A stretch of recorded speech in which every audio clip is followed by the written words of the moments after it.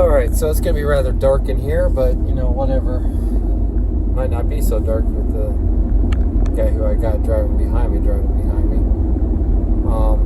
But, anyway, so, gonna do a recap of tonight's events. Tonight was a weird one. I did a $2 peak pay, which was cool, but it ended up ruining the frequency of orders, because what happens when there's a $2 peak pay? Everybody's out there working, trying to make that peak pay, and I get it. Alright, so it's a nice little incentive that they put out. Like the last order that I did, I've tried recording this video 3 times now. This is my 3rd time. Before I was doing it while I was still dashing, and there was like nothing coming in, but as soon as I started recording the video, something would come in. First time it was like for nothing, and then the second time was a $12 order from Taco Bell. And when I see a Taco Bell order for $12, I have to see what people get for paying me $12 to deliver it. But anyway, so yeah, I worked without peak pay, and for the most part, I tend to make most of my money when there is no peak pay, because the truth is that people, especially in my area, tend to wait for the peak pay periods to work, and because of that, they oversaturate the ability for everyone to work. Once again, this comes back to my thing about we're just stealing from ourselves when we're working the way we are. For some reason, there's a high concentration in the area that I live, and that's on DoorDash's shoulders as far as how they hired, how the company proceeded to hire. But aside from that, I do want to say that there tends to be a lot of negativity towards the company DoorDash, and I get it, but I don't get it. Considering I've worked for major corporations in my life, Walmart being the biggest one in the world, I look at it from the perspective of, yeah, people can be outraged, but the thing is that the outrage is at themselves, because truthfully, we create the things that are our problem. Now, DoorDash is a different type of entity in which because it's an app. It's not a building in which we all work. And I could see the argument for forming cliques the way it seems to be that YouTubers for this stuff tend to work, is they form cliques. They get their supporters who believe everything they say, but it's just a bunch of confirmation bias. And I see all the sides, because I watch all these people that come out with these videos and all that, and a lot of it becomes entertainment value. I got a video I did earlier today that I'm gonna put out there, and it was more of a tongue-in-cheek kind of thing, but it was because of the ridiculousness that I saw happen today. It goes into the meaning of the word "but," which my 5th grade brain, laughs at that. But no, it goes into the meaning of the word "but," as in when you say, "I don't want to do this," but when you negate everything that you just said, and that's the way it tends to always goes. You say you don't want to do something, but you're going to do it anyway. It's just funny to me. It's silly. And, this is my platform. I can call people out and make fun of them all I want. Especially considering how many subscribers I have myself. Speaking of which, subscribe if you watched all the way through to this part of the video. I would like to see who's watching my videos. I see that there are views, and it ain't me. So it's kind of cool. It's not a whole lot, but hopefully eventually, with more regular content coming out when it comes to this. But anyway, so this DoorDash thing. So the peak pay causes a lot of people to come out of the woodwork, and truthfully, it gets really discouraging. I know when I go into it that it's going to be very discouraging to want to keep going, because yeah, you can make some high dollars, but not in the volume you can when there isn't a peak pay. I can do three orders an hour when there is no peak pay, but when there's a peak pay, I'm lucky if I get one an hour. So just the way my market works. That's the thing about the DoorDash YouTube stuff, is everybody's market's different too, but everyone wants to claim that they have the secret to making it work in any market. It's just simply not the truth. It never will be that way. It's also, I'm in my car, not in your car. But to that end, doing the $2 peak pay, I did get into an accident today.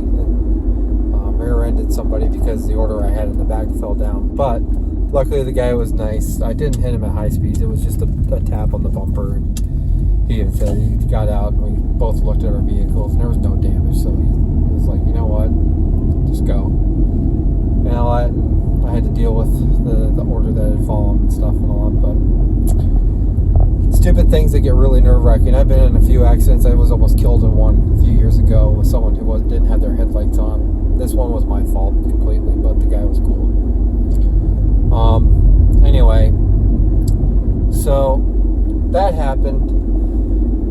And I got a little bit overwhelmed, and at that point I didn't know whether to continue or not, but I decided to continue because it's, I'm a very safe driver for the most part. This was all just a fluke of all the events that happened to align to make that happen, so it wasn't the norm. But made some pretty good money working without the peak pay, and had to turn down a lot of stuff, a lot of $2.50 orders and stuff like that. It's the name of the game nowadays. It's the amount of those that come in. It's insane. And I get people. DoorDash has pushed this. The company itself, when it realigned itself, did this to themselves, where they've made it so expensive for people to order it that I get it. It's hard for someone to want to pay extra regarding a tip, and this is a commodity. This isn't a necessity. This is a commodity. And anybody who worked DoorDash during the pandemic who thinks they're an essential worker, you need to really evaluate how you perceive yourself. I think that's where a lot of this YouTube shit started happening, is because people, the ego of being a DoorDash driver thinking you were essential got pretty crazy. It's been pretty crazy for a while to where people are feuding with each other. And it's sad. That's just sad to me. But anyway, we're working the peak pay. Did two orders and stuff, and the last one I had was at the same Taco Bell that I knew the lobby would be closed. Once again, coming back to this thing where I feel like restaurants are now taking advantage of what happened during COVID, saying they're short-staffed. This place was not short-staffed by any means. They had people sitting all over the place inside, workers and people outside.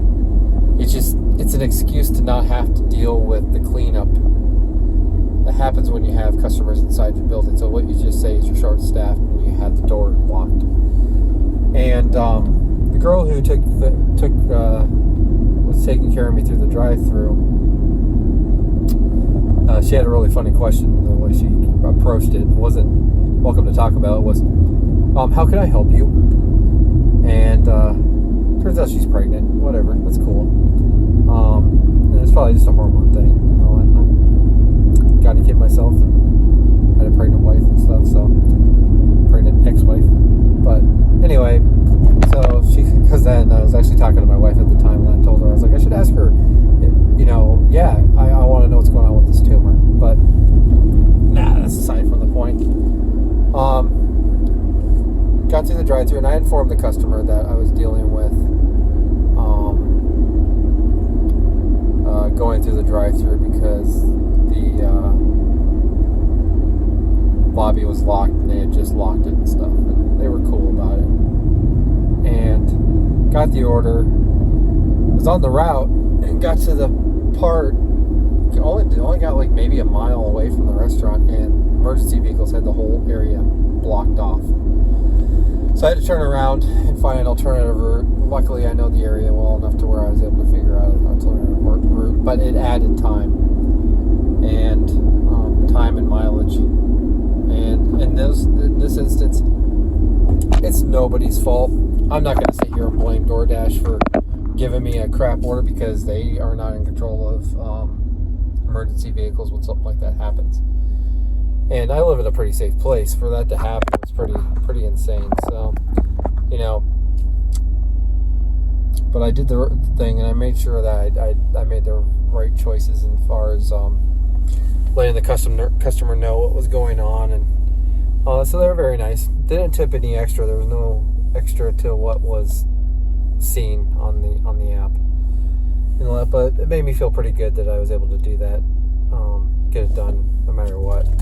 So overall, today, Friday, I mean, it wasn't a record-breaking day. I'm hoping I get a record-breaking day one of these days, but I doubt I'll be dashing tomorrow, so I'll probably put out the extra video tomorrow to keep the algorithm going. I think I'm going to spend the time with my family. Money's tight, but money's not everything sometimes. And that's the thing, is any tip I can give anybody out there, I'm not going to tell you how to proceed with doing orders. This is the proper procedure and how you do it. I don't work for you. You don't work for me. I'm not going to tell you a way of doing it. It's exhausting. It's exhausting watching videos of people who waste their energy on that kind of stuff, because really this platform, this way of working is pretty self-explanatory. The only thing that sucks is taxes. Luckily, I'm a professional musician. I understand the tax part. Maybe if you guys want to see how I deal with taxes and write-offs, we can get into that. But that's really all that you need to know when it comes into this, is how to run a business as far as write-offs and stuff. And it's really, really simple. It's not as complicated as people make it out to be. But overall, it was a good day. I really enjoyed being out with my wife, with her with me and stuff. But the one tip I will give people is that, making money during doing DoorDash is very addicting. And the fact that you lose... I got a teenager, he plays video games, and it's easy to lose track of time. And it's easy to lose track of where you are while doing this, because truthfully, this is you don't have to be the most intelligent person in the world. You need to be able to drive a car, you need to be able to drive it safely, and you need to be able to organize, okay, this is this order if you get a stacked order, okay? You can go through life without doing stacked orders at all, You just got to be able to keep things separate. That's really all there is to it. There's no secret to making more money. There really isn't, because, learn to decline things. Cool. My first 3 weeks of doing this, I didn't really decline anything because I was trying to get the experience. I probably didn't get paid the most that I could get paid, but I tell you what, I made a lot of goddamn money because I was working a lot. And I needed those hours in order to be able to learn and figure it out for myself how it works. I went on YouTube. I found things, suggestions or whatever, to know not to be scared about declining things. That was the only thing I had to learn from those videos. That's the only thing I ever learned from the videos. Other than I see that people go through the same struggles that I go through. But there's nothing specific to how I feel. And that's the reason why I have my channel. This is me talking about things that are specific to how I feel about what goes on with me and only me. We give DoorDash too much credit. The company. We give them too much credit for how it affects us. That's how I see it. I will never be a shill or whatever it is they call people that are like gung-ho about a company. I'm not gung-ho about this company at all. I see it for what it is. It's a corporation that's out to make money. That's what they're supposed to do. That's what corporations have to do in order to keep the lights on. Granted, it's a different type of corporation. Overhead isn't as high as it needs to be, as it is, as it is for most companies. Walmart, whatever, the overhead for those places was ridiculous. That's why we had to make as much money as we did in order to be. The power bill alone. I know how much the store that I worked at back in 2012 was paying in their power bill. I worked for Disney for a while too, and I know how much they paid in their power. It's insane. Okay, so the overhead costs for that, just to make it work, plus your employees, payroll and all that. Walmart, to make profit, has to make a lot of money each day.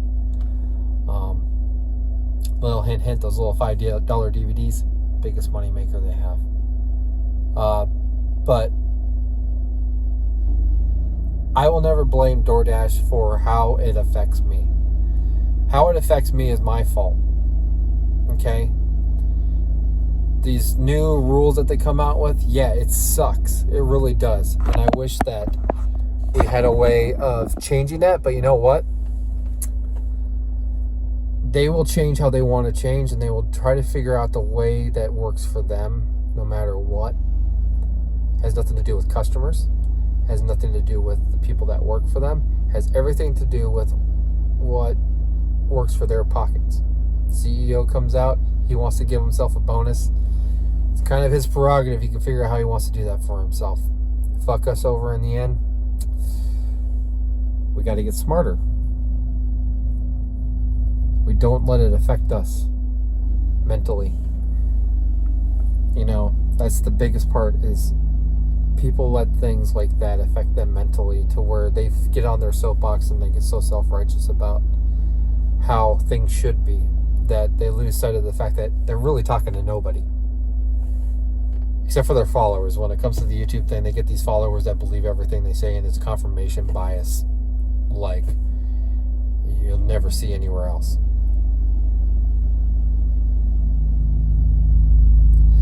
My tip to you is to know yourself. Know what makes you happy. Know that you are addicted at a certain point. You just can't turn it off. You can't stop making that money. You can't stop seeing those cents go up on the thing, because you know what? There's a time and place for that where it's really cool to do that. But if you are going down a spiral mentally, it's time to take a refresher. I struggle with the idea of working tomorrow. But in the end, I realize I have tomorrow, and I have my son with me, with the way that